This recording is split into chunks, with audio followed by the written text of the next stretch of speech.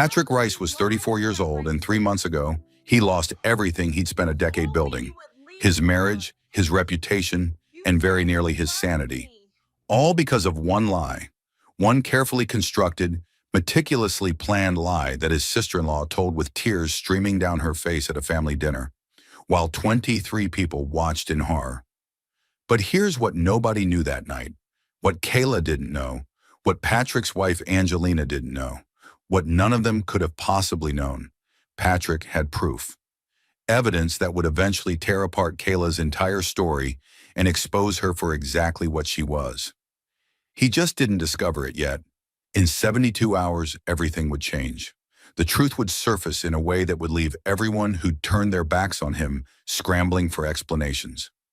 Patrick was sitting in his apartment, his new apartment, the cramped one-bedroom in a building that smelled like old carpet and broken dreams, when he finally pieced it all together. The timeline was right there in front of him. The bank statements, the hotel receipts, the text messages he'd recovered from their old phone plan, and suddenly every confusing moment from the past 6 months started to make sense. They thought they'd destroyed him. They had no idea what was coming. Let him take you back to where it all started. November 12th, 2024, a Tuesday evening that began like any other and ended with his entire world imploding. Angelina and Patrick had been married for 8 years. They'd met in college. She was finishing her marketing degree, and he was 2 years into his computer engineering program at USC. They weren't rich by any means. Patrick worked as a senior network administrator at a mid-sized tech firm in Los Angeles, pulling in around $93,000 a year. Angelina managed social media for a boutique advertising agency, making $62,000. Combined, they were comfortable. They just bought a modest 3-bedroom house in Pasadena the previous year for $680,000, stretching their budget but making it work. They were planning to start a family soon. They were happy, or at least Patrick thought they were. Angelina's younger sister, Kayla, was 29 and perpetually in crisis mode. She moved through life like a tornado, leaving destruction in her wake and expecting everyone else to clean up the mess. She'd lived with Patrick and Angelina twice over the years. Once after a bad breakup that she claimed blindsided her, but that Patrick suspected she'd caused. And once after losing a job she'd held for only 3 months because she didn't get along with management. Each time Patrick had bitten his tongue, helped pay for her expenses, and watched as she treated their home like a hotel while contributing nothing to groceries or utilities. "She's family," Angelina would say whenever Patrick expressed concern, her voice taking on that defensive edge she always got when it came to her sister. "She just needs time to figure things out. You know how hard it's been for her." But Kayla never figured things out. She just moved from one disaster to the next, always finding someone else to blame, never taking responsibility for the chaos that seemed to follow her everywhere. The dinner was supposed to be a celebration. Angelina's parents, Robert and Catherine, were renewing their vows after 35 years of marriage. They'd rented out a private room at an upscale Italian restaurant in Beverly Hills. The kind of place with cloth napkins and servers who refilled your water glass before you even realized it was half empty. 23 family members were gathered around a long table, decorated with white roses and gold candles.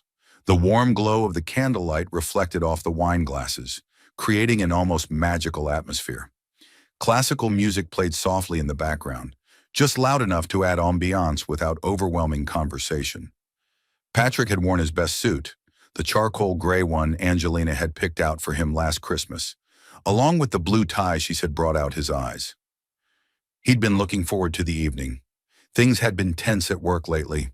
Budget cuts were looming, and he'd been putting in 70-hour weeks trying to prove his value to management. He needed this night.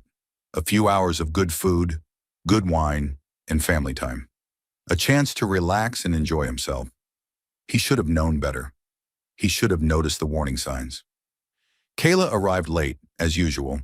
She swept into the room wearing a black dress that was just a shade too dramatic for the occasion, her long, dark hair cascading over her shoulders in waves that looked professionally styled. Her eyes were red-rimmed, and she clutched a tissue in her hand like a prop in a play. Patrick noticed immediately. Kayla was always performing, always seeking attention, and tonight she'd clearly planned something big. There was something in the way she paused in the doorway, making sure everyone had noticed her entrance, before moving further into the room. "Sorry I'm late," she announced to the table, her voice trembling just enough to be noticeable. "I've been dealing with something really difficult. Something I wasn't sure I should even come here tonight and talk about." Angelina immediately stood up, concern flooding her face. She moved toward her sister, her napkin falling from her lap onto the floor. "Kayla, what's wrong? Are you okay? What happened?" Patrick watched as Kayla took a shaky breath, her eyes darting around the table, making sure everyone was paying attention. The conversations around them died down. Silverware clinked to a stop. Even the servers seemed to sense something was about to happen and retreated to the corners of the room. Patrick felt his stomach clench with an inexplicable sense of dread. What she said next changed everything. "I'm pregnant," Kayla whispered, loud enough for everyone to hear. She pressed the tissue too, her eyes, her shoulders shaking. "And the father—" She paused, her eyes filling with fresh tears. She looked directly at Patrick, holding his gaze for just a moment too long. "The father is Patrick." The silence that followed was deafening. Patrick felt the world tilt sideways, his stomach dropping as if he'd just stepped off a cliff. Every face at that table turned toward him, his mother-in-law's expression shifting from confusion to horror in the span of a heartbeat, his father-in-law's jaw clenching as his face turned red, Angelina's face going completely white, then flushing with anger so intense it seemed to radiate from her skin. "What?" The word came out of Patrick's mouth barely above a whisper. His hands gripped the edge of the table so hard his knuckles turned white. "Kayla, what are you talking about? That's insane. Don't act innocent." Kayla's voice rose, cracking with emotion that seemed almost too perfect, too practiced. "You know exactly what I'm talking about. That night in September when Angelina was out of town for that conference in San Diego. You invited me over to the house. You said you were lonely, that you wanted company.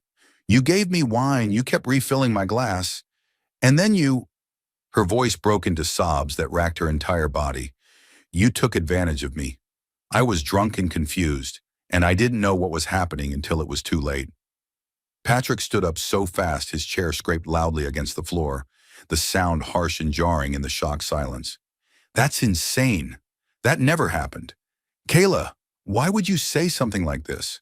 Why would you lie about—" "You're a liar!" Angelina's voice cut through the room like a blade. She was standing now too, her face flushed red, her hands trembling with rage. Her wine glass teetered on the edge of the table before crashing to the floor, red wine spreading across the white tablecloth like blood. "You're a goddamn liar, Patrick. How could you? How could you do this to me? With my sister? Angelina, please listen to me." Patrick reached toward her, but she recoiled as if he'd tried to strike her. "No!" Angelina grabbed her purse from the back of her chair, her movements jerky and violent. "I'm done listening to you. I'm done with all of it. 8 years I wasted on you, and this is what you do?" Robert stood up, his face dark with rage, his hands clenched into fists at his sides. "Get out," he said to Patrick, his voice low and dangerous, barely controlled. "Get out right now before I do something I'll regret. Get out of this restaurant before I have you thrown out." Patrick looked around the table desperately, searching for one friendly face, one person who might question this insanity. His brother-in-law, Tom, was staring at him with disgust. Angelina's cousin, Sarah, who'd always been friendly to him at family gatherings, had turned away completely. His own Aunt Margaret, who'd come down from San Francisco specifically for this dinner, was shaking her head in disappointment. Not one person questioned Kayla's story. Not one person asked for his side. Not one person even hesitated before believing the worst of him. "I didn't do this," Patrick said, but his voice sounded weak even to his own ears, drowned out by the accusations flying around the room. "Angelina, you have to believe me. I could never—"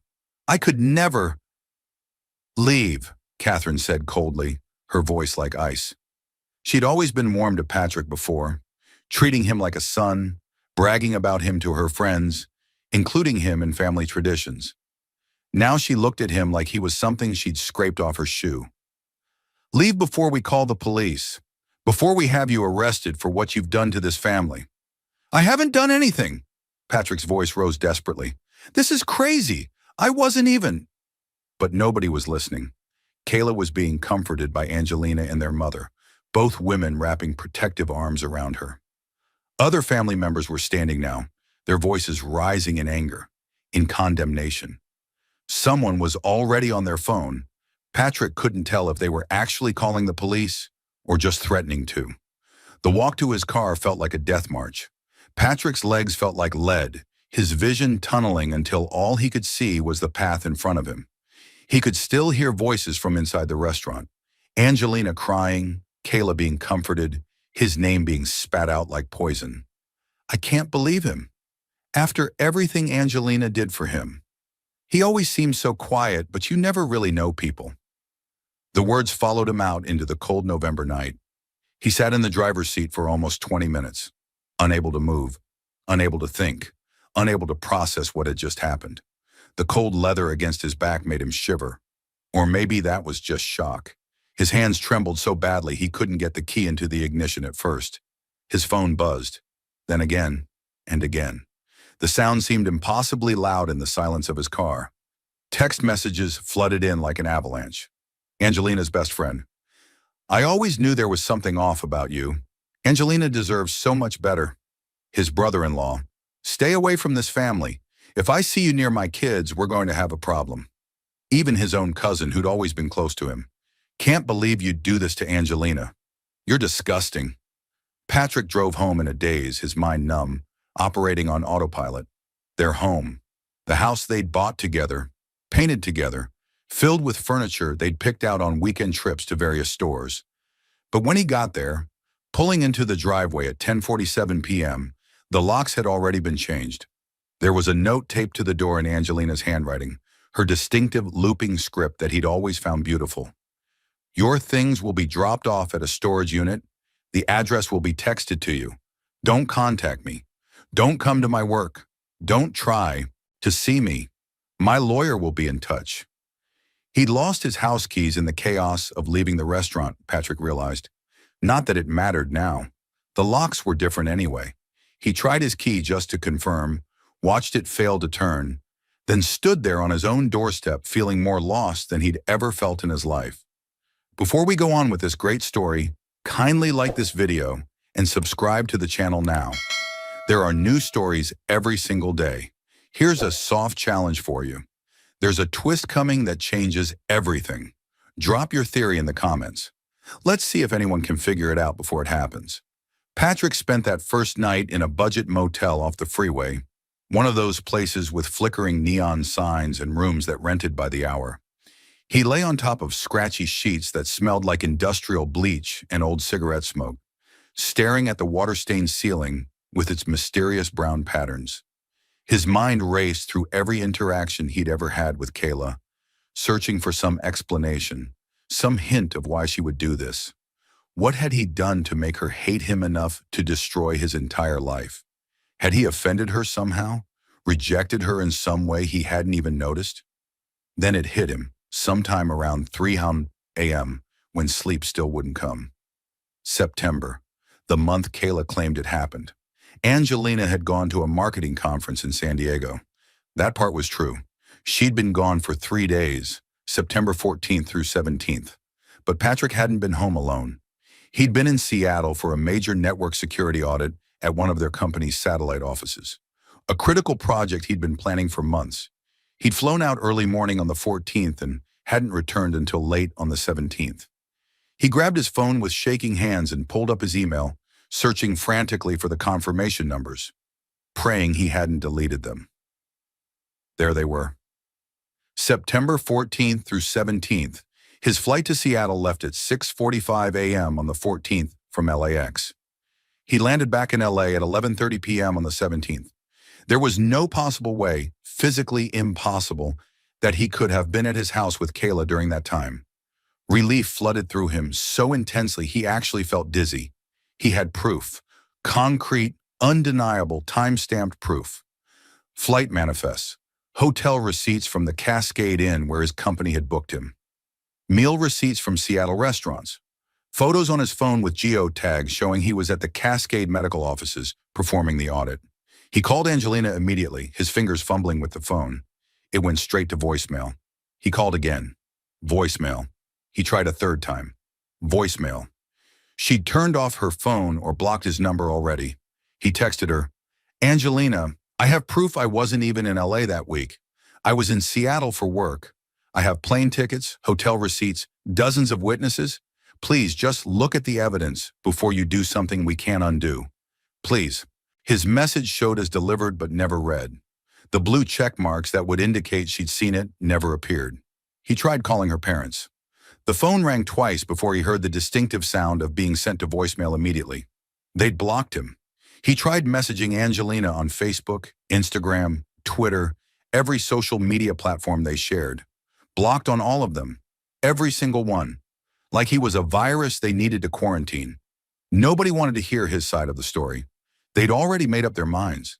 They'd already decided he was guilty, and nothing he said would change that without someone actually looking at his evidence.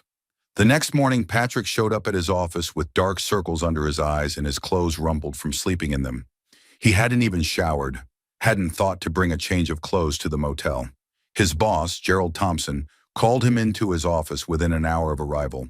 Patrick barely had time to sit down at his desk before Gerald's administrative assistant appeared. He needs to see you now. Patrick, we need to talk, Gerald said, closing the door. The man looked uncomfortable, his usual friendly demeanor replaced with something distant and professional. He sat down behind his desk instead of in the casual seating area where they usually discuss projects, putting physical distance between them. I received some disturbing information yesterday evening. Several calls, actually. Patrick's heart sank. He felt his breakfast, the stale muffin he'd forced down at the motel, threatened to come back up. Let me guess. Kayla called. Your sister-in-law, yes, along with several other members of your wife's family. Gerald adjusted his glasses, a nervous habit Patrick had noticed over the 4 years they'd worked together. Look, I don't want to get involved in personal matters, and normally I wouldn't. But this is serious, Patrick, really serious. We have a harassment policy here. We have standards of conduct.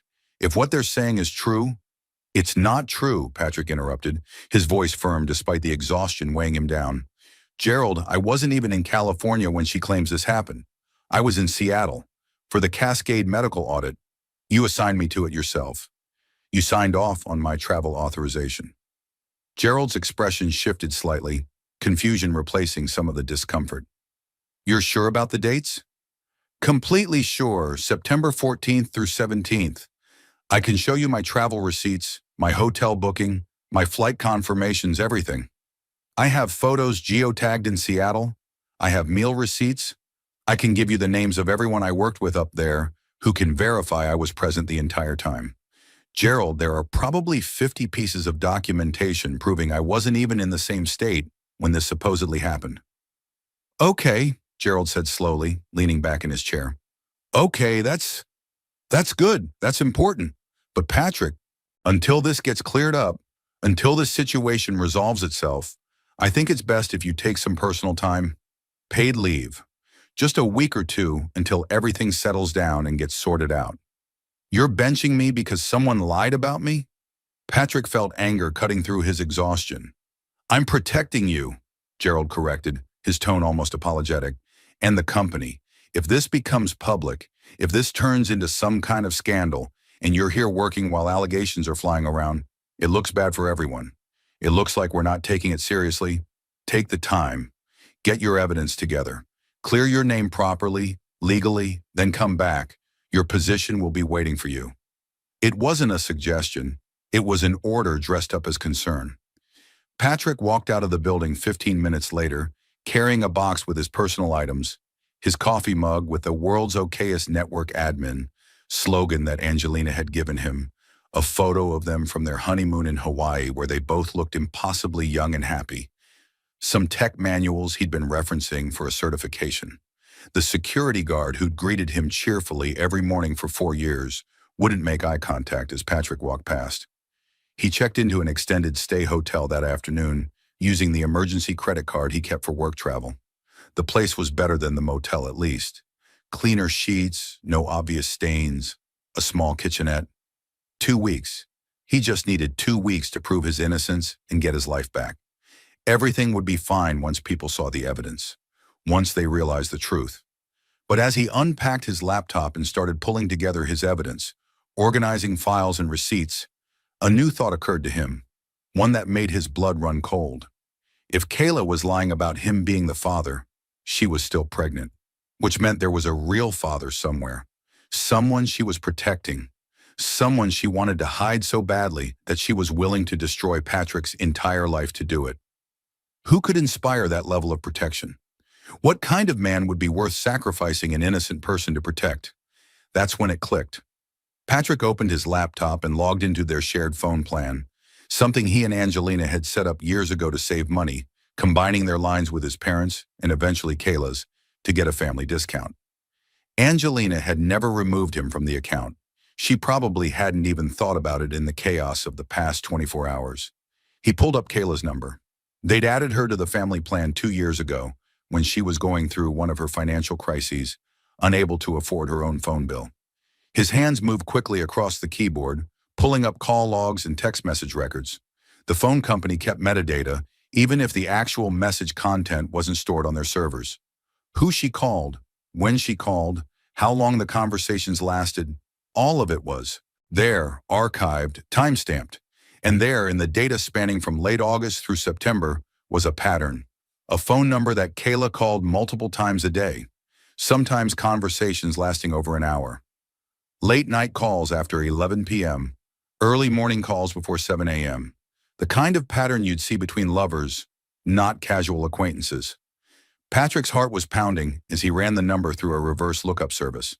The results loaded slowly, his internet connection lagging for what felt like an eternity.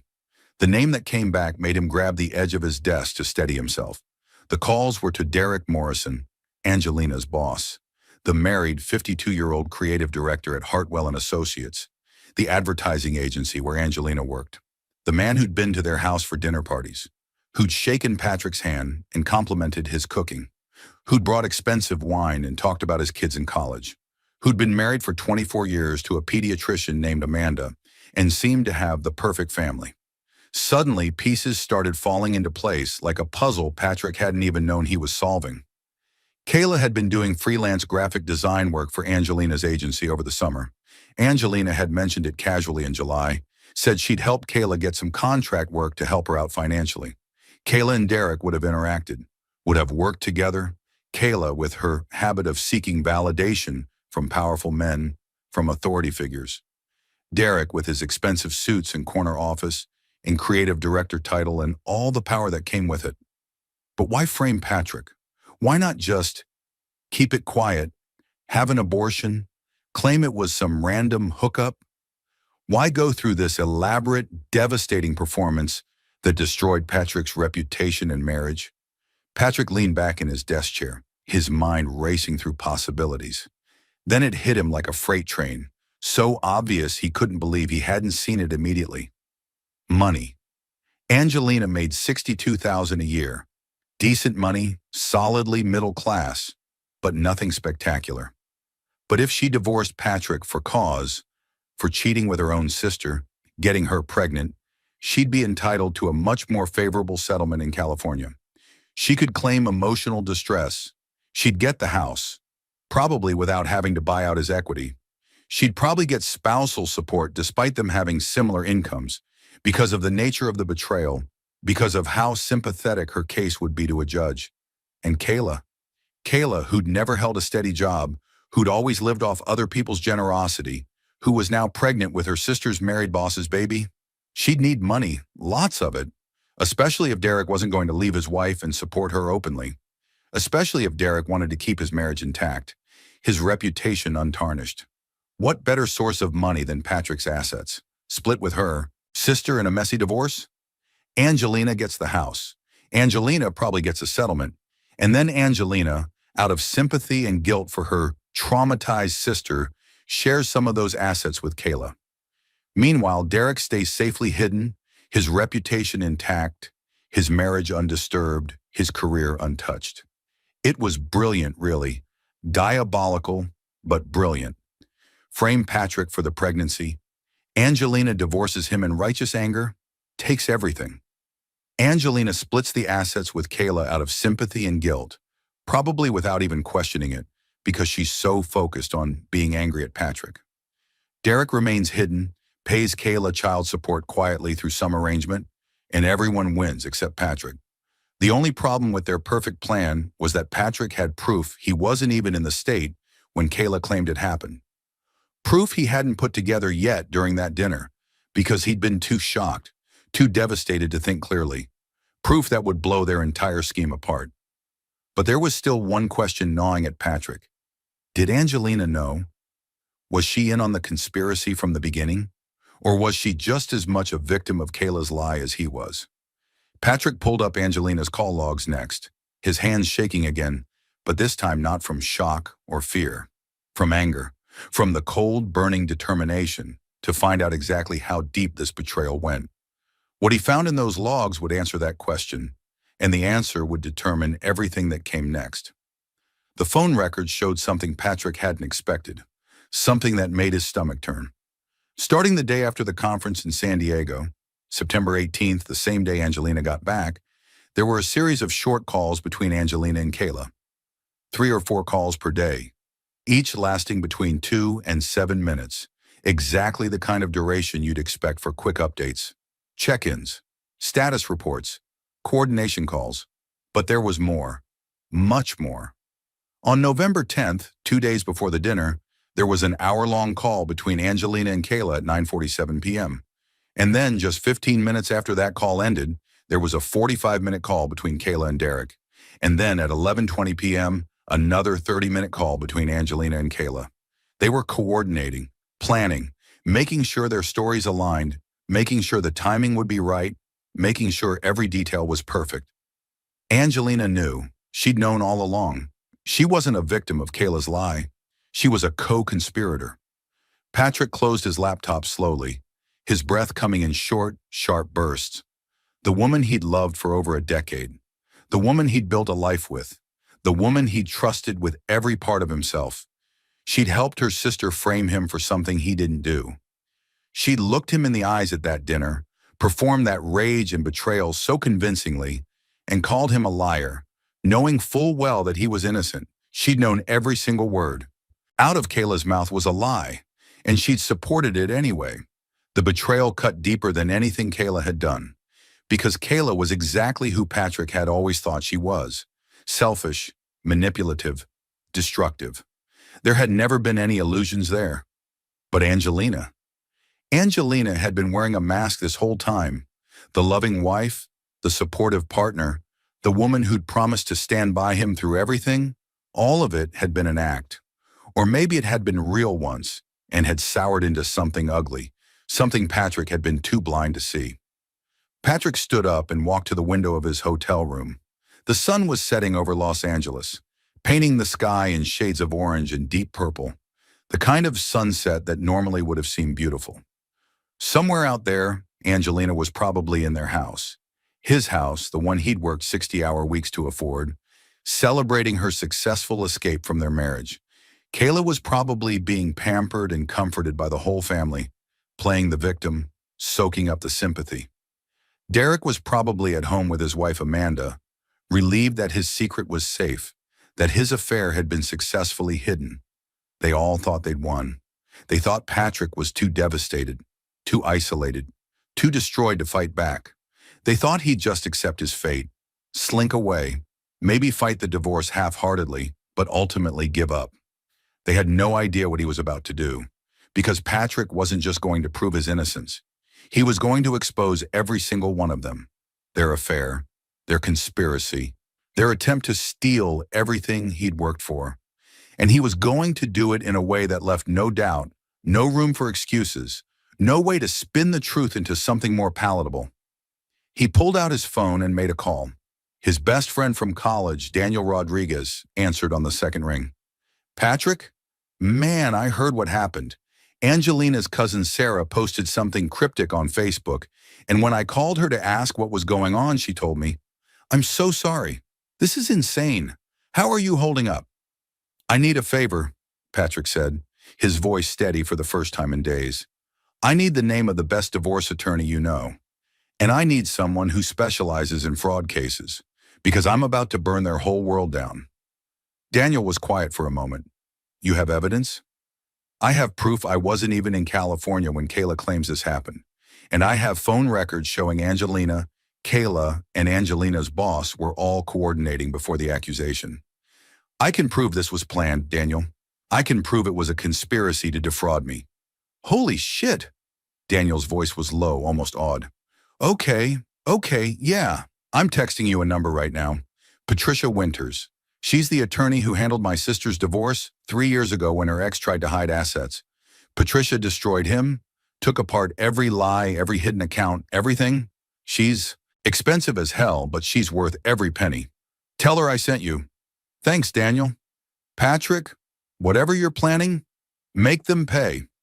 The attorney's office was located in a sleek high-rise in downtown Los Angeles, one of those glass and steel buildings that seemed to reflect the sky itself. Patrick sat in the waiting room the next morning, his leg bouncing nervously, watching well-dressed professionals stride past with purpose in expensive briefcases. The lobby had marble floors and modern art on the walls, the kind of abstract pieces that probably cost more than Patrick's car. He'd used almost all of his emergency savings to afford this consultation, but Daniel had been insistent. If you're going to war, you need the best. Don't cheap out on this. Patricia Winters was not what Patrick expected.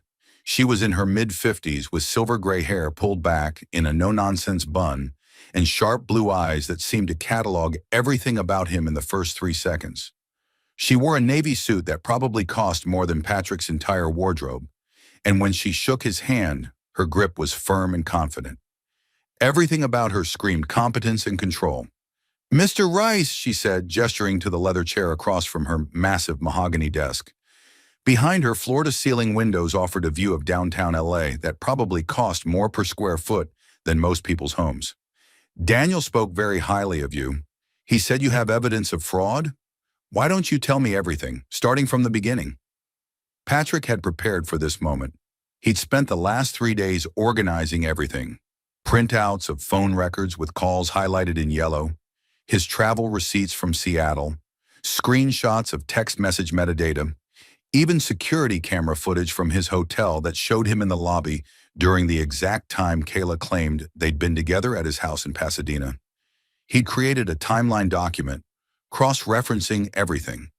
He'd printed photos from his phone showing him at the Cascade medical offices with geotags and timestamps visible.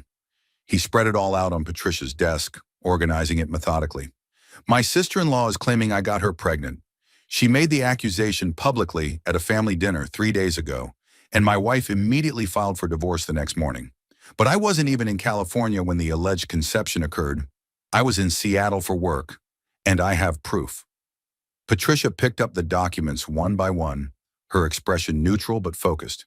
The afternoon sun streaming through her office windows caught the edge of her reading glasses as she examined each piece of evidence. She didn't rush, taking her time with each receipt, each phone log, each photograph.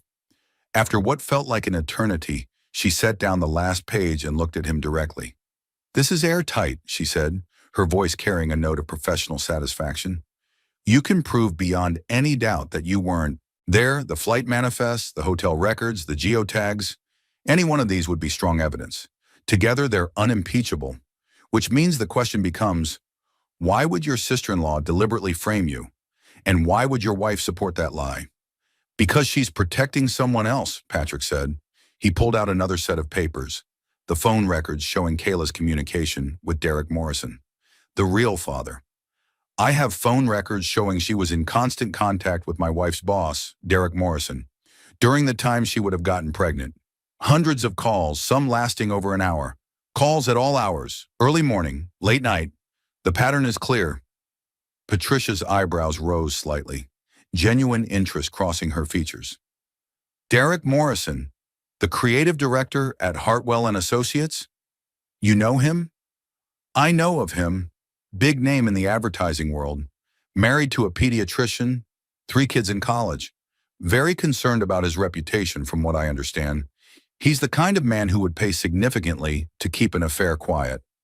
She leaned back in her chair, her fingers steepled in front of her face. So your theory is that your sister-in-law had an affair with a married man, got pregnant, and decided to frame you to avoid exposing him? Not just that, Patrick said, pulling out the third set of evidence. Angelina and Kayla's phone logs showing the coordination calls. I think my wife is in on it. The phone records show coordination between her and Kayla. Planning calls right before the public accusation, hours-long conversations, then calls between Kayla and Derek, then more calls between Angelina and Kayla. I think they're working together, all three of them, to take my assets in the divorce while protecting Derek's reputation and marriage. Patricia was quiet for a long moment, studying the phone records, cross-referencing dates and times, her legal mind clearly working through the implications. Mr. Rice, what you're describing is conspiracy to commit fraud. If you can prove it, and I mean really prove it, not just circumstantial evidence, then you're not just looking at winning your divorce. You're looking at potential criminal charges against everyone involved. False police reports, fraud, possibly extortion depending on how they've structured things. Good, Patrick said, and he was surprised by the coldness in his own voice, the way it didn't even sound like him anymore. They tried to destroy my life. They turned everyone against me. They deserve whatever's coming to them. Patricia studied him carefully, her sharp eyes reading something in his expression. I need to know something before I take this case, Mr. Rice. Are you prepared for how ugly this is going to get? Because once we start pulling threads, once we start exposing affairs and conspiracies, there's no putting that genie back in the bottle. Your wife's career could be destroyed. If her boss is fired or forced to resign, she might lose her job too. Your sister-in-law could face legal consequences that follow her for years. Derek Morrison's marriage will almost certainly implode, and his professional reputation will be ruined. Are you prepared to be the person who sets all of that in motion? Patrick thought about Angelina's face at that dinner, twisted with rage and disgust that seemed so real.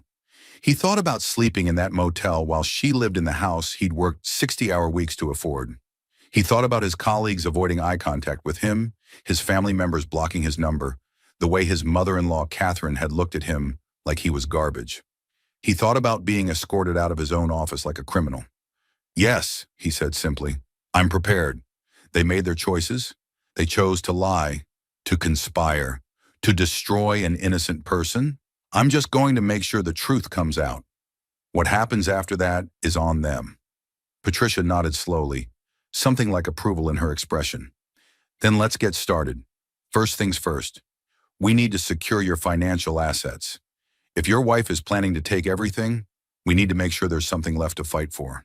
Do you have any accounts she doesn't have access to? Just my work retirement account and one savings account she doesn't know about. I started it years ago for emergency car repairs.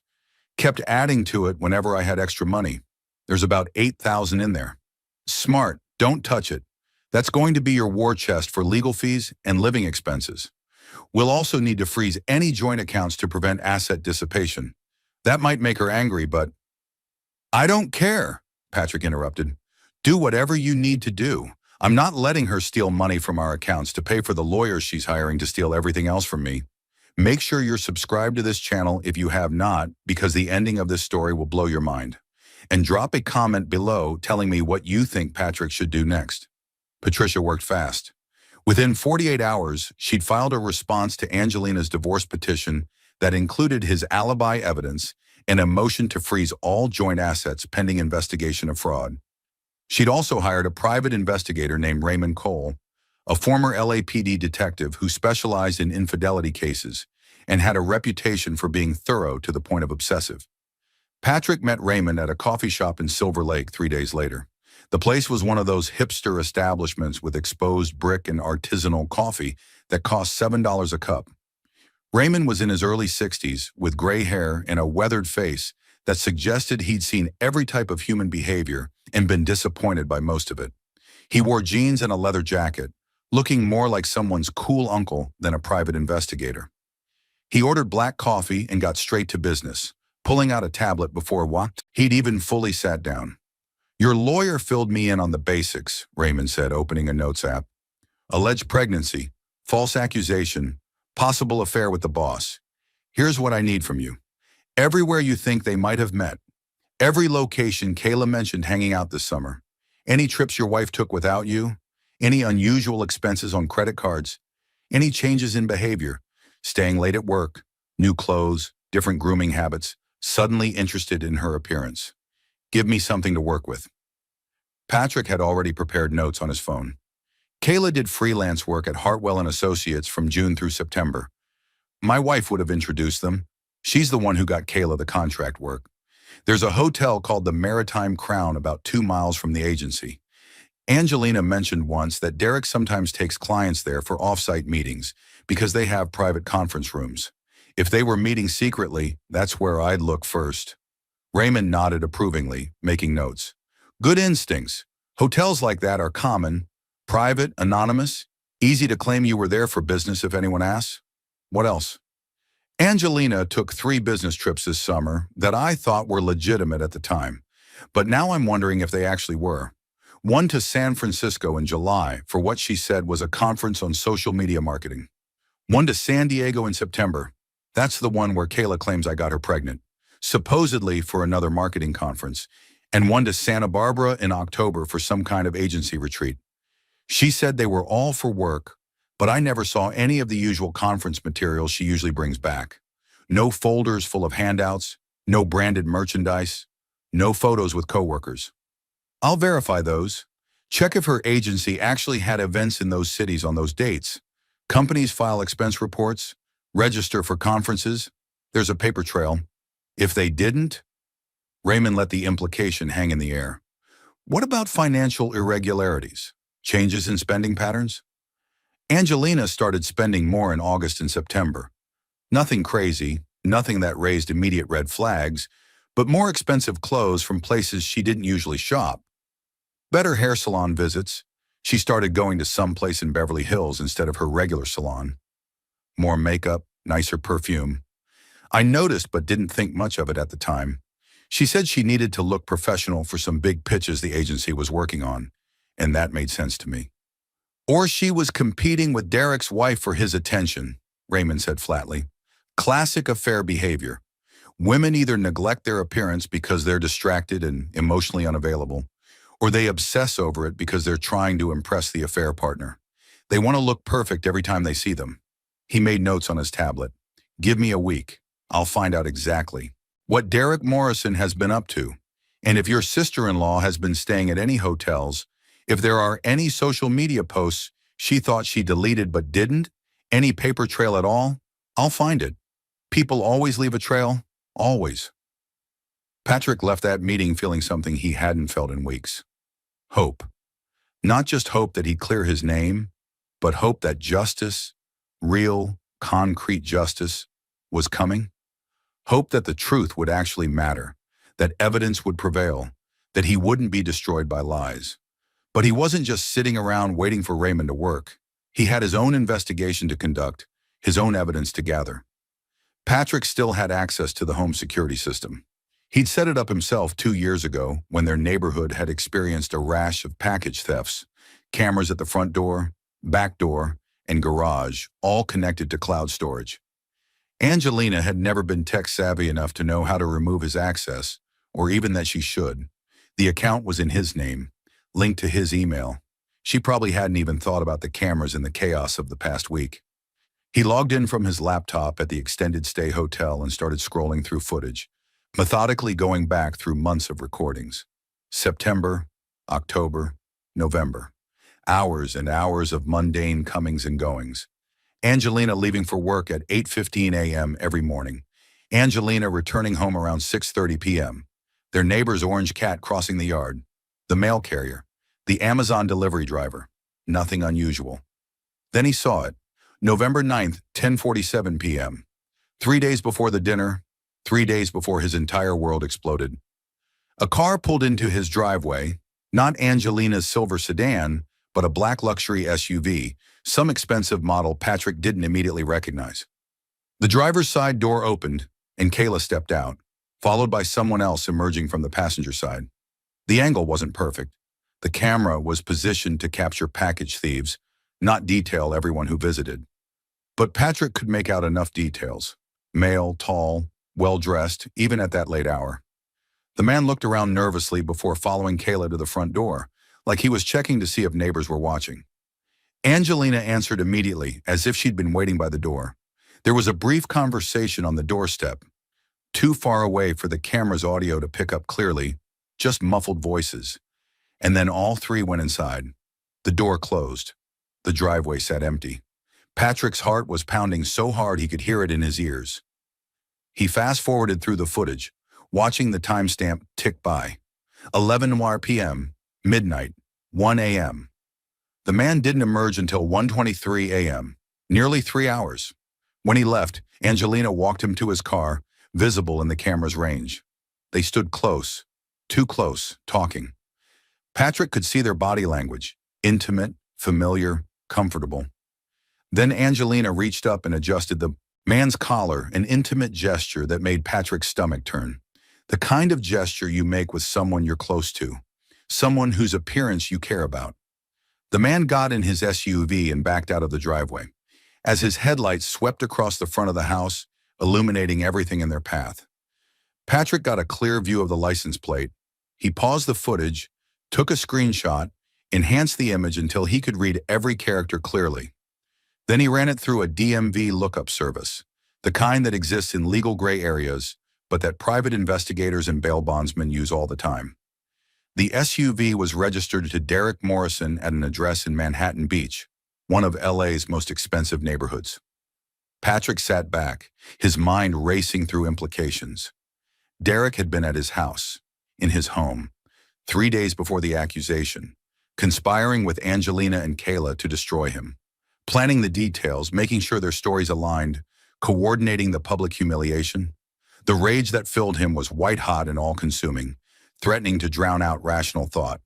But underneath it was something colder, something more dangerous, something calculating and patient. He saved the footage to 3 separate backup drives, then uploaded copies to a secure cloud server with end-to-end encryption. Then he started looking through older recordings with fresh eyes, searching for patterns he'd missed before. Evidence he'd been too trusting to notice. August 15th, Kayla's car in his driveway at 2 p.m. on a Thursday. She stayed until 4:30 p.m. Angelina was at work. Patrick remembered because he'd called her around 3 p.m. that day to discuss dinner plans. What was Kayla doing there alone for 2.5 hours? August 22nd, the same black SUV in his driveway at 7:45 p.m. Patrick had been working late that night. He remembered because it was the evening of a major server migration, and he hadn't left the office until after 10 p.m. Derek and Kayla meeting at his house while he was gone. They left together at 9:20 p.m., the SUV backing out with both of them inside. September 3rd, all 3 of them, Angelina, Kayla, and Derek, arriving together in Derek's SUV at 8:00 p.m. Patrick had been in Seattle that night, in the middle of his audit. They stayed until nearly midnight, hours and hours of conspiracy, of planning, of plotting his destruction. The pattern was unmistakable, clear as day. They'd been planning this for months, not weeks, using his home as their meeting place, plotting his downfall while he worked overtime to pay the mortgage on that house, while he worked himself to exhaustion trying to secure their financial future. Patrick created a comprehensive timeline document marking every meeting, every suspicious visit, every piece of evidence with timestamps and screenshots. When Raymond called 4 days later, Patrick had 20 pages ready, organized, cross-referenced, and annotated. "I've got news," Raymond said, his tone suggesting it wasn't good news for Angelina and her conspirators. "First, the business trips. I called Hartwell and Associates, spoke to their event coordinator by pretending I needed to send a follow-up gift to Angelina. Hartwell and Associates did not have events in San Francisco, San Diego, or Santa Barbara on any of the dates your wife traveled. No conferences, no client meetings, nothing. The coordinator was very clear about it because she handles all event registrations. She said Angelina wasn't even on the approved travel list for those months. Can you prove where she actually was? Working on it. I've got hotel records being subpoenaed through Patricia. That'll take a few more days, but we should have them soon. But here's the interesting part. Kayla was in San Diego the same weekend as your wife's supposed conference. I found Instagram posts she made and then deleted after a few days. But nothing's ever really deleted from the internet. She was at the Maritime Crown Hotel September 14th through 16th. Same property, same dates. She posted a sunset view from what I've identified as one of their beachfront rooms. Very expensive rooms, by the way. Over $400 a night. Patrick felt his jaw clench. And Derek? Derek Morrison used a company credit card at a restaurant 3 blocks from that hotel on September 15th at 8:30 p.m. Dinner for 2, bill came to $347. Expensive wine, premium steaks, dessert. He told his wife he was at a conference in Sacramento that weekend. She confirmed it when I called her yesterday, pretending to be from his office trying to verify some travel reimbursement paperwork. So all 3 of them were in San Diego together while I was in Seattle, completely oblivious. Looks that way. And there's more. I pulled phone records for Derek Morrison, had to call in a favor with someone who owed me. Cash changed hands. Don't ask me the details. But Kayla isn't the only one he was calling regularly. He and your wife have been in contact constantly since June, sometimes 5, 6 times a day. Calls at lunch, calls in the evening, calls during work hours. That's not normal for a boss and subordinate, unless they're either working very closely on projects or they're having an affair. Patrick was quiet, absorbing this new information, feeling the full weight of betrayal settle over him again. Are they having an affair? Angelina and Derek? Can't prove it yet with absolute certainty, but the pattern suggests either an affair or an extremely close working relationship that crosses professional boundaries. Either way, it's suspicious as hell, given everything else. But here's what I can tell you. Derek's marriage is already on shaky ground. I talked to a neighbor who knows Amanda Morrison, Derek's wife. Apparently, they've been sleeping in separate bedrooms for about a year. There's tension there. So if Derek was looking for someone else, well, your wife fits the profile. What about the pregnancy? Is Kayla actually pregnant? Or was that part of the lie too? That's the million-dollar question, isn't it? I haven't been able to confirm it independently yet, but I did find something interesting. Kayla made an appointment at a women's clinic in Culver City last week, place called Westside Women's Health. I've got a source there, one of the administrative staff I've worked with before, who confirmed she came in for a consultation but didn't go through with any procedures. She left with brochures about paternity testing and prenatal care. Paternity testing? The words sparked an idea in Patrick's mind. If we could get Derek to submit to a paternity test, it would prove everything. It would conclusively demonstrate that he's the father, that Kayla lied about me. He'd never agree voluntarily. No man in his position would. But if you filed a motion claiming fraud and demanding a test to prove you're not the father, the court could compel him to test as well if you can demonstrate he had opportunity and motive. Especially if you can prove he was having an affair with Kayla. The court won't want an innocent man being held responsible for another man's child. Patrick thought about the security footage, the hotel records, the phone logs, the coordination calls. What if we could prove they were all together, planning this? What if we had them on video? Raymond's eyes sharpened with interest. Do you have video? I have security footage from my own house showing Derek, Kayla, and Angelina meeting multiple times over several months, including 3 days before the public accusation. Hours-long meetings, late-night visits, everything time-stamped and saved. You beautiful bastard, Raymond said with genuine admiration, something like pride in his voice. That's not just evidence of an affair. That's evidence of conspiracy. That's them meeting to coordinate, to plan. Can I get copies of everything?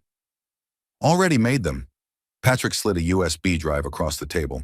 There's also a comprehensive timeline document matching the video footage to phone records and financial transactions.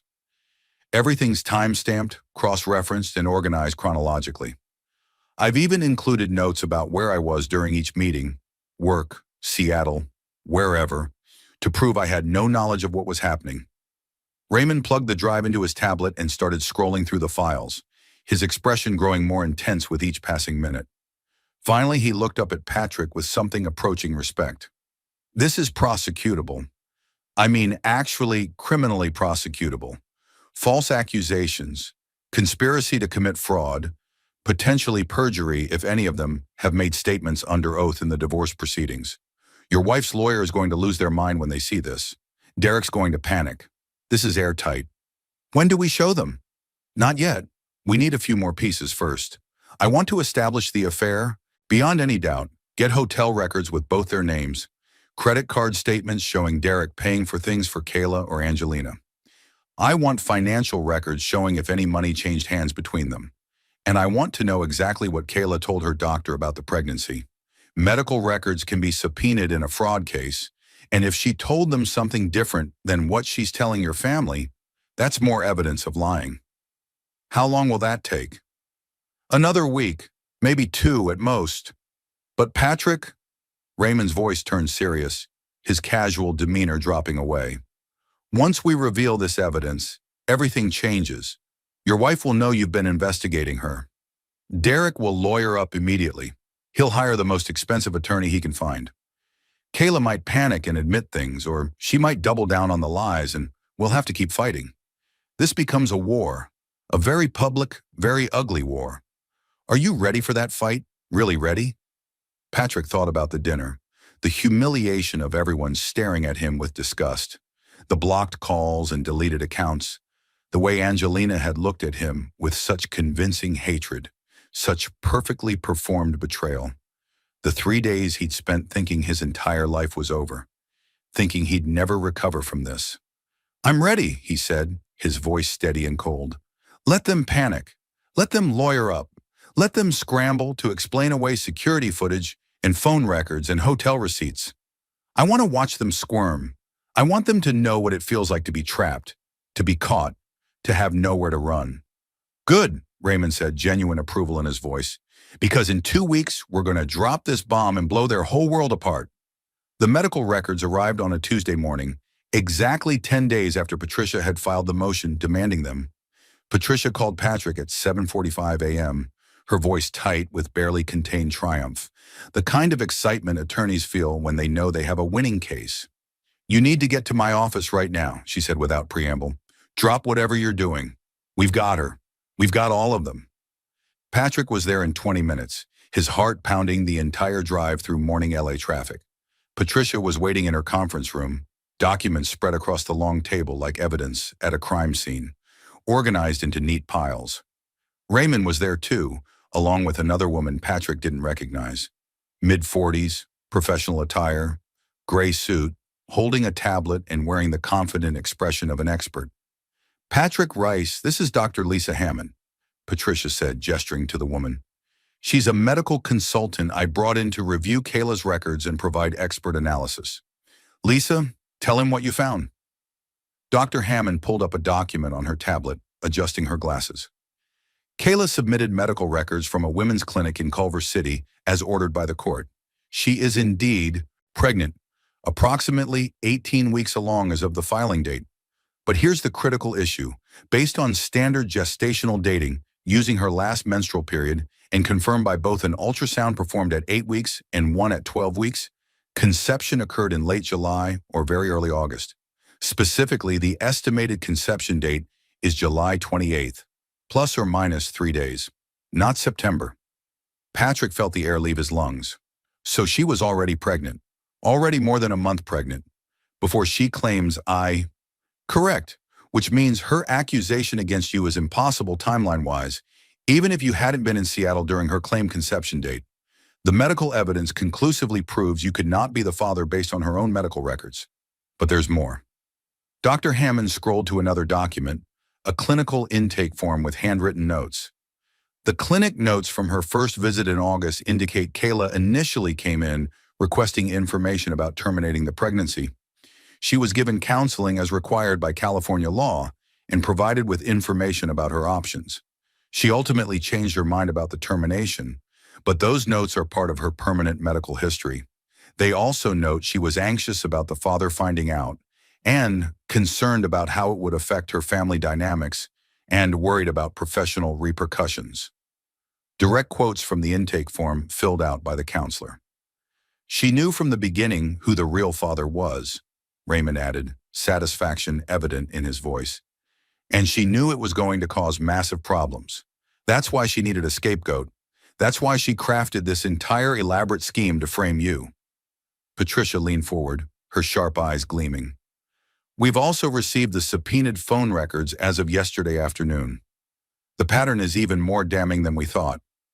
Derek Morrison and Kayla had 63 calls in July alone, the month conception occurred, including several that lasted over an hour late night, early morning, during work hours.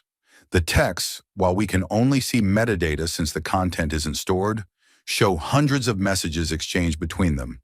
And here's the kicker. On July 28th, the estimated conception date, Derek's credit card shows charges at a boutique hotel in Malibu, the Seabreeze Inn. Very exclusive, very private, very expensive. Rooms start at $600 a night. She slid a photo across the table, a printed screenshot. The Instagram post showed a sunset over the ocean, photographed from a balcony, with the caption, "Sometimes you need to escape from everything." In the reflection of the sliding glass door behind Kayla, barely visible but unmistakable once you knew what you were looking for, was Derek Morrison, shirtless, visible from the shoulders up. She forgot to check her reflection, Raymond said with deep satisfaction. Posted it, left it. Up for about 6 hours, then deleted it when she realized. But I recovered it from an archiving service that saves Instagram posts. Amateur mistake for someone trying to hide an affair. Patrick stared at the evidence, years of rage and pain crystallizing into cold, clear purpose, into absolute certainty. What's our next move? We go nuclear, Patricia said, a fierce smile on her face. I've prepared a motion to dismiss Angelina's divorce petition on grounds of fraud, malicious prosecution, and abuse of process. We're also filing counterclaims for emotional distress, defamation, intentional infliction of emotional distress, and conspiracy to commit fraud. We're going to present every piece of evidence, the medical timeline, the hotel records, the phone logs, your security footage, Derek's credit card statements, everything. And we're demanding that Derek Morrison be deposed under oath and submit to court-ordered paternity testing. What about criminal charges? Can we pursue those? That's above my pay grade as a civil attorney, but I've already been in contact with an old friend in the district attorney's office. They're very interested in the false accusation angle. Making a false accusation of a sex crime in California is a serious offense. It can carry up to a year in county jail and significant fines under Penal Code 148.5. And if we can prove conspiracy between Angelina, Kayla, and possibly Derek, Patricia's smile was sharp and predatory. Let's just say your wife and her sister might want to start looking at plea deals to avoid jail time. Dr. Hammond spoke up, her tone clinical but concerned. I should mention one more thing that may be relevant. The clinic notes indicate Kayla was specifically concerned about high blood pressure during her pregnancy. Her readings at her last visit were elevated, 140/92, which is borderline hypertensive. She's being monitored for preeclampsia, which is a serious pregnancy complication. The stress of a prolonged legal battle could potentially make that worse, though I'm not saying that to dissuade you, just to provide complete information about what you're dealing with. Patrick felt a brief flicker of concern. He wasn't a monster. He didn't want actual physical harm to come to anyone. But then he remembered Kayla's face at that dinner, her tears that seemed perfectly calibrated, her perfectly performed devastation. The way she'd pointed at him and accused him of something so heinous while knowing she was lying. His sympathy evaporated like water on hot pavement. When do we file the motion? Tomorrow morning, first thing, Patricia said, organizing her papers with practiced efficiency. I wanted you to see everything first, to review all the evidence, to be absolutely certain you want to proceed down this path. Because Patrick, this is going to explode. It's going to be in the news. Derek Morrison is a public figure in the advertising world. Hartwell and Associates is a major agency. This has all the elements the media loves. This is going to destroy reputations, end careers, possibly lead to criminal convictions. Derek's marriage will implode. Angelina's career is probably finished. Even if she doesn't face charges, who's going to hire someone involved in this kind of scandal? Once we pull this trigger, there's no calling the bullet back. No settling quietly. This becomes public and permanent. Patrick thought about the night he'd spent in that motel, staring at a water-stained ceiling, feeling like his life was over. He thought about his mother-in-law's disgusted face, the way she'd looked at him like he was something subhuman. He thought about Angelina calling him a liar while knowing the truth the entire time, performing for an audience. He thought about being escorted out of his own office, losing his reputation, losing everything he'd built. "File it," he said without hesitation. "File everything. I want everyone to know the truth. I want everyone who turned their backs on me to know they were wrong. I want Derek Morrison's wife to know what kind of man she's married to. I want Kayla's child to grow up knowing exactly what his mother did. File it all." The next morning at 9:00 a.m. sharp, Patricia's office electronically submitted their comprehensive motion to the Los Angeles County Superior Court. By 11:30 a.m., Patrick's phone started buzzing with calls from numbers he didn't recognize. Reporters, journalists, bloggers. By noon, the story was on legal news websites. By 2 p.m., local news was picking it up. Angelina's attorney, a woman named Rebecca Thornton, called Patricia 6 times in the first hour alone, each call more frantic than the last. At 2:15 p.m., Patrick got a call from an unknown number with a 310 area code. He answered on speaker with Patricia and Raymond listening, recording everything. "Patrick, it's Derek Morrison." The voice was strained, desperate, completely different from the confident creative director Patrick had met at dinner parties. The sound of that voice, the voice of the man who'd destroyed his life, who'd conspired to frame him, who'd used his home as a meeting place to plot against him, made Patrick's jaw clench. But he kept his tone neutral, even. "I don't think we have anything to discuss, Derek. Please, just listen for 1 minute, just 60 seconds, that's all I'm asking." Derek's voice was strained, almost breaking. "I know you filed some kind of legal action. I know you have evidence. I'm calling to ask you, to beg you not to do this. My wife, my kids, they didn't do anything wrong. They're innocent in all of this. Can't we work something out? Please? Your wife doesn't deserve to know you've been cheating on her for months," Patrick interrupted, his voice cold. "Your kids don't deserve to know what kind of man their father really is, that he's the kind of person who impregnates his subordinate sister and then helped frame an innocent man for it? I made a mistake, a terrible, terrible mistake. I know that. I'm not trying to excuse it, but going public with this, dragging everyone through court, destroying families, it's not going to help anyone. It's not going to undo what happened. What if we could work something out privately? I have money, significant money. I could compensate you for everything you've lost. Your legal fees, your pain and suffering, everything. Name a number. Please. Let's settle this quietly." "For what?" Patrick's voice went even colder. "For trying to frame me for getting your mistress pregnant? For conspiring with my wife to destroy my reputation and steal my assets? For using my home as your meeting place to plot all of this while I worked overtime to pay the mortgage? How much do you think that's worth, Derek? Because I'm thinking your entire career and your 24-year marriage is a pretty good start. But honestly, I don't think any amount of money's enough." There was silence on the other end of the line, broken only by Derek's heavy breathing. Then, "You don't understand what you're doing. You don't understand the consequences. People are going to get hurt. Innocent people." "I understand perfectly," Patrick said. "I'm exposing the truth. I'm making sure everyone knows exactly what you and Angelina and Kayla did. And you know what? The only innocent person in this situation is me. Everyone else made choices. See you in court, Derek." Patrick hung up. Patricia was grinning widely. That was either very stupid or very smart of him. If he's offering money, that's basically an admission of guilt. We can use that. I'll note this call in our records and include it in our evidence file. "He's panicking," Raymond said, pulling out his phone to make notes, "which means he's going to make more mistakes. The question is whether Angelina and Kayla panic too, or if they try to stand their ground." They got their answer that evening. Patrick was back at his hotel room, trying to eat dinner, trying being the operative word because his appetite had been non-existent for days, when his phone rang. This time it was a number he recognized. Angelina, his wife, the woman who'd promised to love him through everything. He let it ring 3 times before answering, steeling himself. "Hello, Angelina." "Patrick, Her voice sounded raw, like she'd been crying for hours. But he didn't trust it. Not anymore. Every tear, every emotion could be performance. Patrick, we need to talk. Please. Can we meet somewhere? Just the two of us. No lawyers, no family, just us?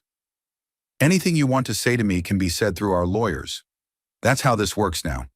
No, please, I need to explain. I need you to understand what really happened. It's not what you think. It's so much more complicated than... Explain what? Patrick interrupted, his voice hard. How you and your sister conspired to frame me. How you used our home to plan my destruction. How you've been coordinating with Derek Morrison for months. How you looked me in the eyes at that dinner and called me a liar while knowing every word you said was false. Which part did you want to explain, Angelina? Because I have phone records, I have security footage, I have witness statements. Which part of that am I misunderstanding? The silence on the other end lasted so long Patrick thought she'd hung up. Then in a small voice, "You're wrong. You don't understand what really happened. There's context you don't have. There are reasons. Then enlighten me, but do it under oath in a courtroom, because that's where all of this is heading now. That's where you're going to have to explain everything to a judge. Patrick, if you go through with this, you're going to destroy so many lives. Kayla's pregnant and stressed, and her blood pressure is already dangerous. Her doctor said she needs to avoid stress. Derek's kids don't deserve to have their family torn apart over this. They're in college, they're good kids. This isn't their fault. My parents, they're in their 60s, Patrick. This kind of scandal could... Your parents already chose a side."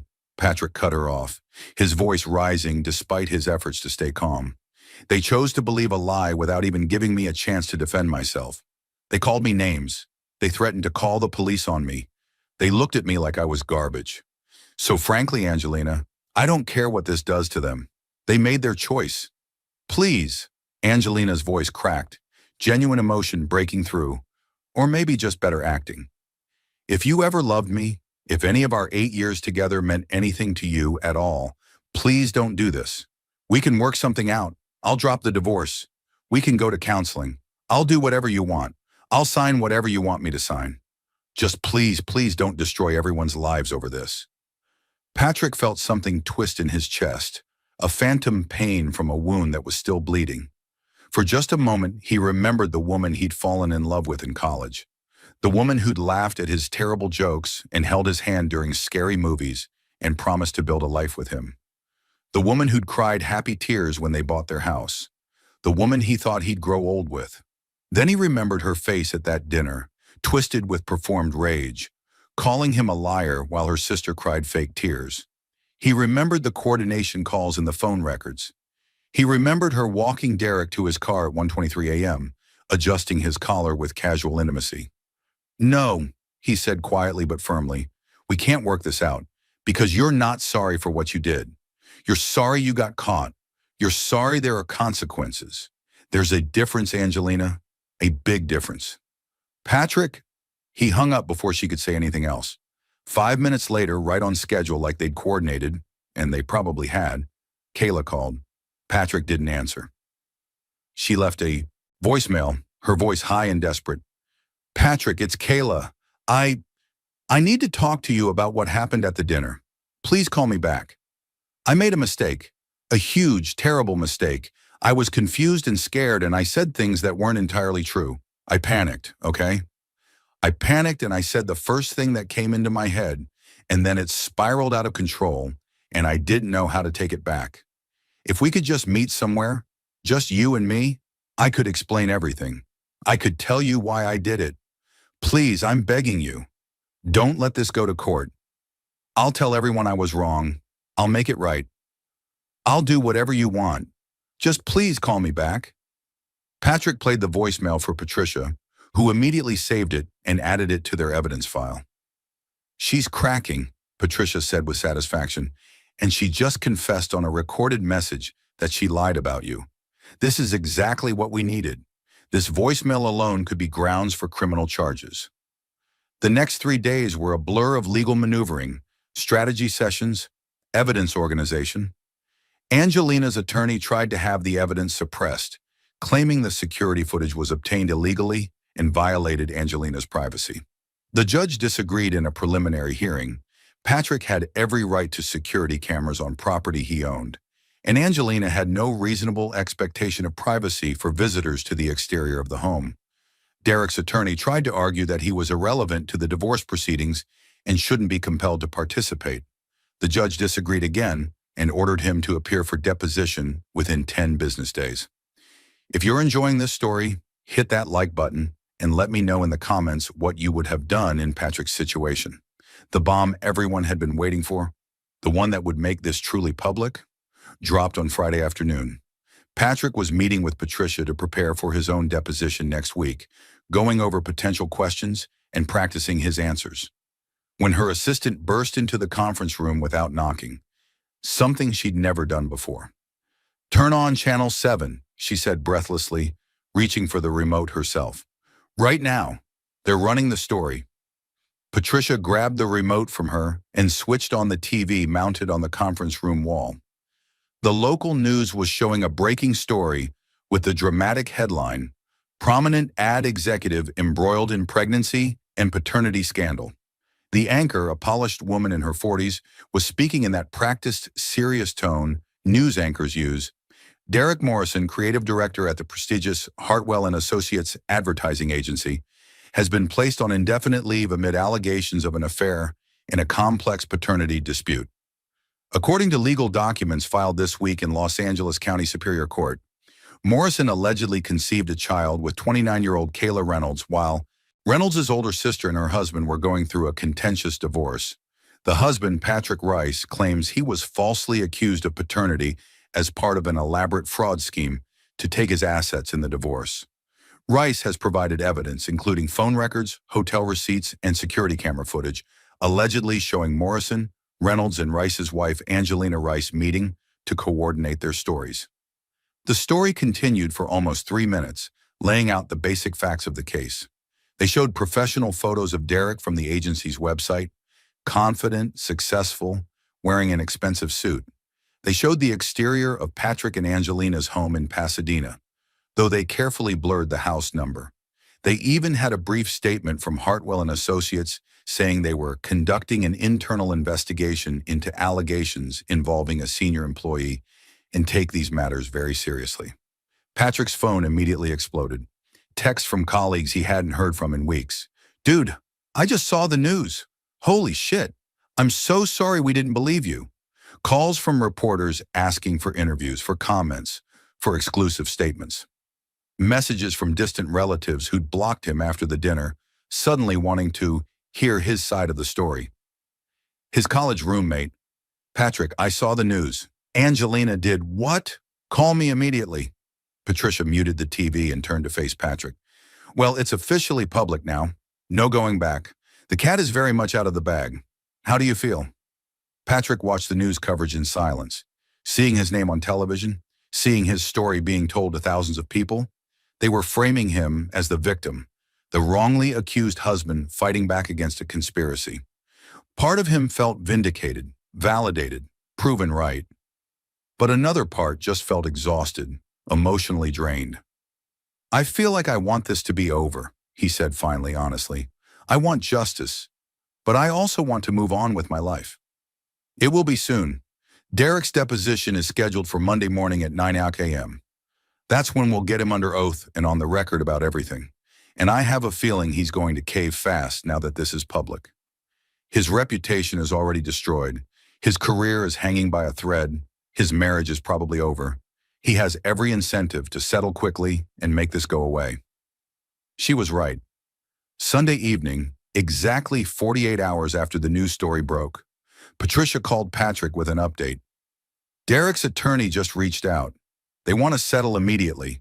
Derek will agree to paternity testing without being compelled, will make a public statement acknowledging he's the father of Kayla's child, and will pay substantial damages for defamation, emotional distress, and your legal fees. They're offering $250,000. Patrick felt his hands start shaking, not from nervousness, but from the sheer weight of vindication finally arriving. What about Angelina and Kayla? What about criminal charges? Angelina's attorney is scrambling. She wants to drop the divorce petition entirely with prejudice, meaning she can never refile these specific claims, and is willing to sign a comprehensive settlement agreement that the house and all marital assets remain in your name. She'll take only her personal belongings, her car, and her own retirement account. Kayla's willing to make a public video apology that can be used in court or released to media. That's not enough, Patrick said immediately. Not nearly enough. Patricia paused. What do you want, Patrick?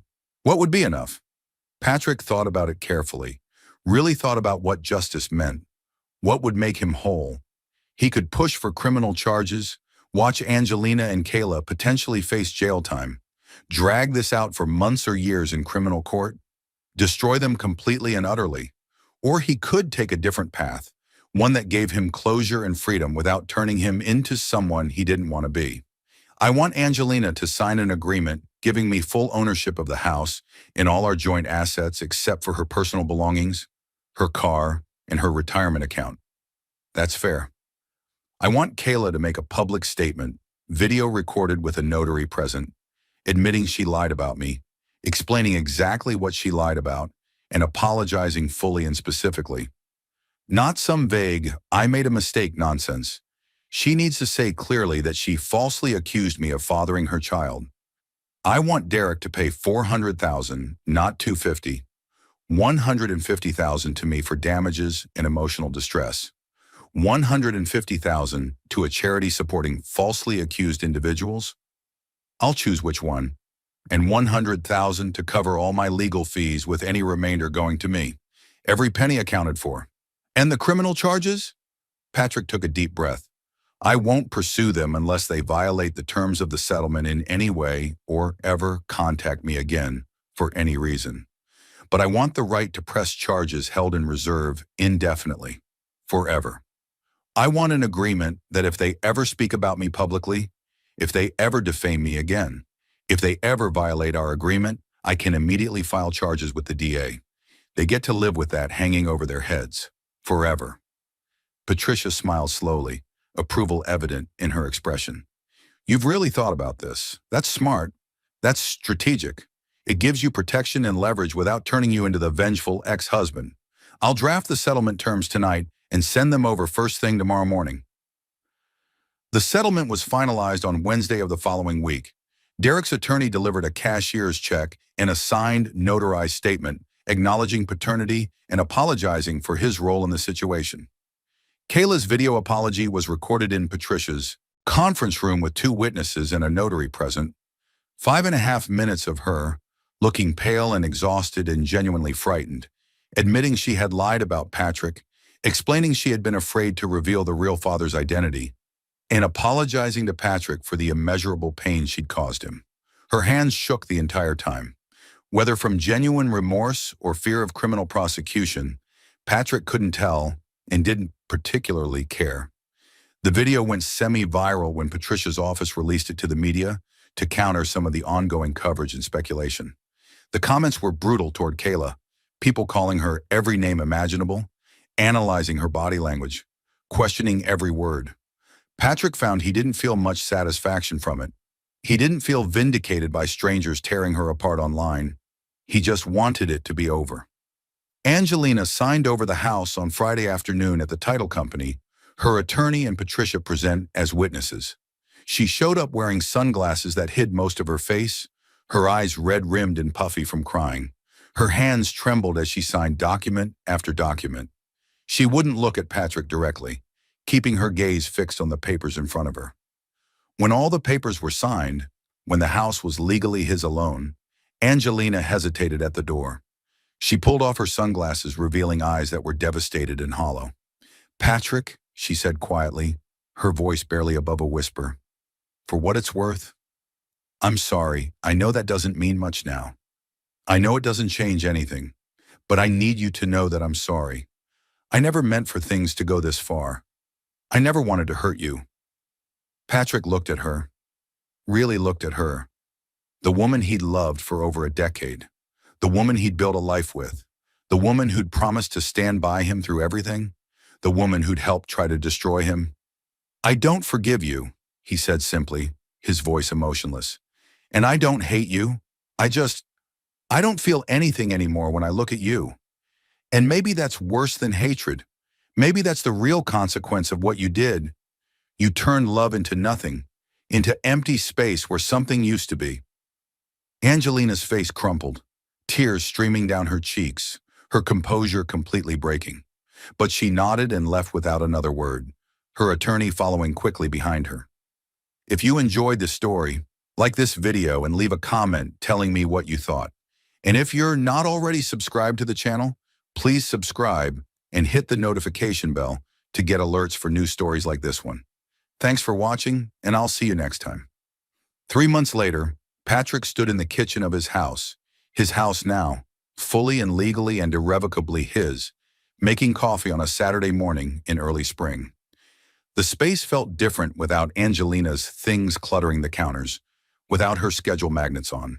The fridge, without her presence filling the rooms with habits and routines he'd grown accustomed to over 8 years. It felt clean, fresh, peaceful, like a weight had been lifted from his shoulders, like he could finally breathe fully for the first time in months. His phone buzzed with a text from Daniel. "Drinks tonight? Want to celebrate your first week back at work and toast to new beginnings?" Patrick smiled, a real smile, not forced or bitter. Gerald had called him 2 weeks after the settlement, apologizing profusely for not believing him initially, for putting him on leave, for not having his back. He'd offered Patrick his position back with a raise to $110,000, a promotion to senior systems architect, and a written apology that acknowledged the company's failure to support him during the accusations. Patrick had considered refusing on principle, but ultimately decided he'd worked too hard to let them drive him out of a career he was genuinely good at. He texted back, "Yeah, sounds good. 7 p.m. at that place in Silver Lake?" Another text came in, this one from Raymond. "Thought you'd want to know. Derek Morrison's wife Amanda filed for divorce yesterday. She's going for everything. Full custody of the kids, the house, his retirement accounts, everything. Also, Kayla had the baby 2 weeks ago. A boy, healthy, 8 pounds. Derek's lawyers are already negotiating child support. Looks like he's paying around $7,000 a month." Patrick set down his phone and walked out to his back patio with his coffee. The morning was beautiful. Clear blue sky, temperature in the mid-70s. Birds singing in the trees. He sat down in his new patio furniture, replacements for the set he and Angelina had picked out together, and let the sun warm his face. Derek would spend the next 18 years paying for his choices, watching money flow out of his accounts every month, probably losing most of his wealth in the divorce. Kayla would spend them as a single mother, her reputation destroyed, her relationship with her family fractured beyond repair. Raising a child alone. Angelina had moved back in with her parents, her career essentially over. No one in the advertising world would hire her after the scandal, and she'd been quietly let go from Hartwell & Associates. Her dreams of building a successful career in marketing were finished. They'd all gotten exactly what they'd tried to do to him. Loss of reputation, loss of relationships, financial consequences, careers destroyed, just delivered by their own actions rather than by any revenge Patrick had orchestrated. He hadn't had to destroy them. They destroyed themselves. Karma, it turned out, didn't need much help. It just needed truth. It just needed patience. It just needed someone to shine a light on the lies and let natural consequences unfold. Patrick took a sip of his coffee, watching a hummingbird visit the flowers Angelina had planted last year, and that Patrick had decided to keep. They were beautiful, and they weren't responsible for what Angelina had done. He'd learned something profound through all of this, something that had cost him dearly, but that was worth more than any amount of money. The best revenge wasn't revenge at all. It was letting people face the natural consequences of their own actions. It was refusing to sink to their level, refusing to let their ugliness turn him into something ugly. It was maintaining his integrity while they lost theirs. The past was the past, and his future, whatever it looked like, was going to be built on truth, on genuine connections, on hard-earned wisdom about who deserved his trust and who didn't. He'd been given a harsh but valuable lesson in human nature, in the masks people wear, in the difference between image and reality. Patrick finished his coffee and stood up, stretching in the morning sun. Somewhere in the distance, He could hear kids laughing, a dog barking, a neighbor mowing their lawn, the sounds of normal life continuing on, indifferent to individual dramas. He went inside and started making plans for his day. He had a home improvement project to finish, refinishing the hardwood floors to make the space truly his. He had a certification exam to study for that would advance his career. He had dinner plans with Daniel tonight. He had a life to rebuild, better and stronger than before. They'd tried to destroy him. Instead, they'd freed him from a life built on lies, from a marriage that had been hollow, from people who'd never truly valued him. And that, Patrick realized as he pulled out his floor sanding equipment, was the greatest justice of all. Sometimes the best lesson life teaches isn't about revenge or forgiveness or even justice. It's about understanding that when people show you who they really are, when they tear off their masks and reveal the ugliness underneath, you should believe them the first time. And then you should walk away, not in anger, but in gratitude that you finally know the truth. Patrick had lost his marriage. He'd lost his innocence about human nature. He'd lost a year of peace and stability. He'd lost the fantasy of the life he thought he was building. But he'd gained something far more valuable, the unshakable knowledge of his own worth, the strength that comes from surviving betrayal and coming out the other side with his integrity intact, and the wisdom to never again confuse someone's mask for their true face. And as he worked on his floors that Saturday morning, in the house that was truly and completely his, with a future that was entirely his own to shape, Patrick understood something profound and liberating. He hadn't just won the battle. He'd won his life back. And that was worth more than any revenge could ever be.